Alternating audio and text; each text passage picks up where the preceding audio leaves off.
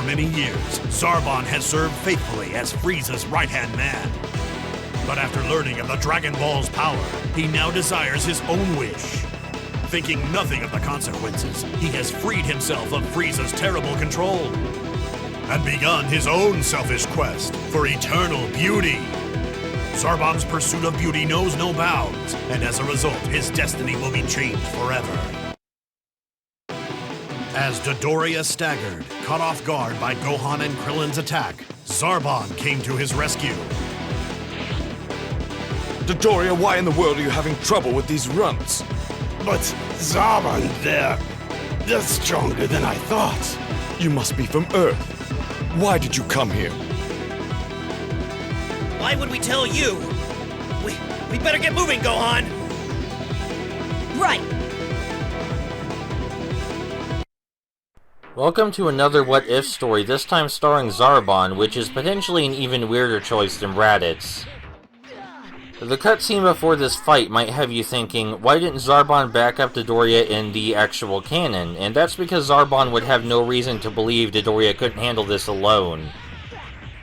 And neither would Dodoria or Frieza, for that matter. And if Dodoria couldn't handle this, they probably wouldn't, care too much that he was dead. They might be really damn surprised that these runts managed to overwhelm him. I really like playing as Zarbon because he has my favorite volley attack. It hits multiple times, but it focuses on a central location, unlike most volley attacks. He also has a rushing attack, which is pretty basic. It uses the same animation set as most of the high-speed rush attacks, just with slight differences. The only complaint I have about Zarbon is that his ultimate special is really just his shooting star arrow, but stronger. But that's a fairly minor complaint. This What If mode always makes me wonder, what if the What If mode was about Dodoria instead of Zarbon? There's no doubt that Zarbon has more character potential, but I think one starring Dodoria would have been much funnier. That being said, this What If mode goes in really weird directions, much weirder than the Raditz What If mode. To the point that it's kind of genuinely hard to guess what's going to happen next. I would consider that a positive.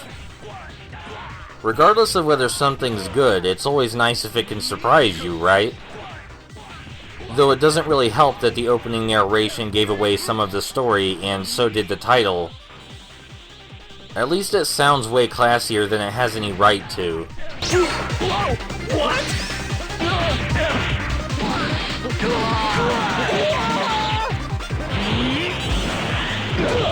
Over here! What? Whoa!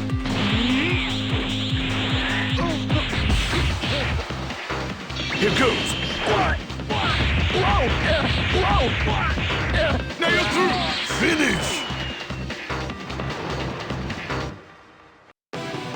Against the combined onslaught of Zarbon and Dodoria, Gohan and Krillin stood little chance.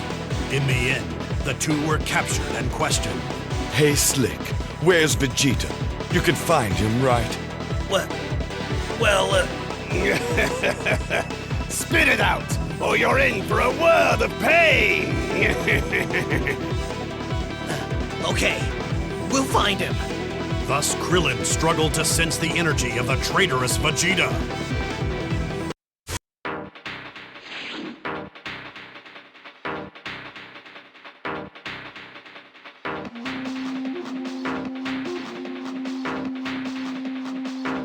Zarbon! But how? Too bad, Vegeta. Thanks to the Earthlings, finding you was easy.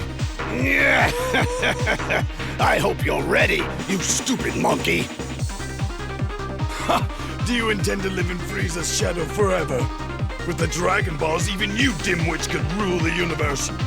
We could? Shut up, Vegeta! Come on, Dodoria. Right. Okay, Vegeta, who even says something like that? With the Dragon Balls, even you dimwits could rule the universe. Who even says that? Regardless, this fight makes way more sense than Dodoria potentially getting beaten up by Krillin. Because Zarbon and Dodoria could definitely take out Vegeta if they worked together. Zarbon alone could probably kill Vegeta at this point. And they do actually kill Vegeta this time because they're planning to use Krillin and Gohan to find the Dragon Balls instead of Vegeta. Vegeta is definitely more dangerous, so that makes sense.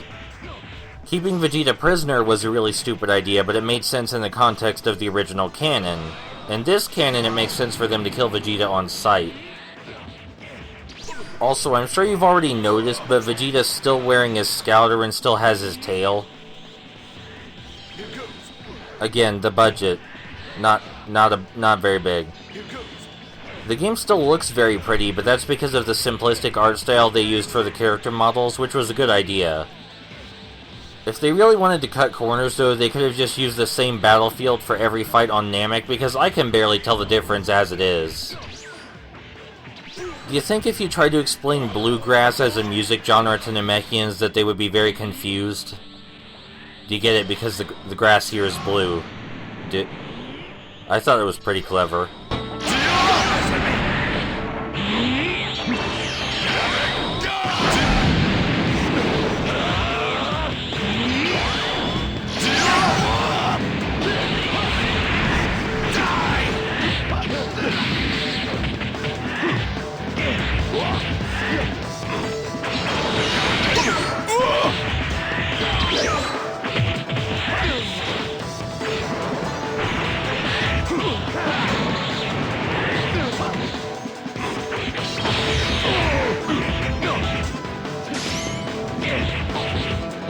Finish!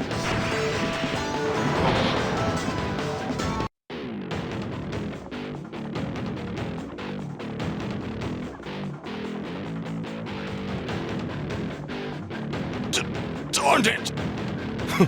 You fool. Although, he did make a good point. We could use the Dragon Balls to take over. Eternal life and eternal beauty? Huh? What's wrong, Zarbon? Nothing. We better get searching for the Dragon Balls. Let's go, Dodoria.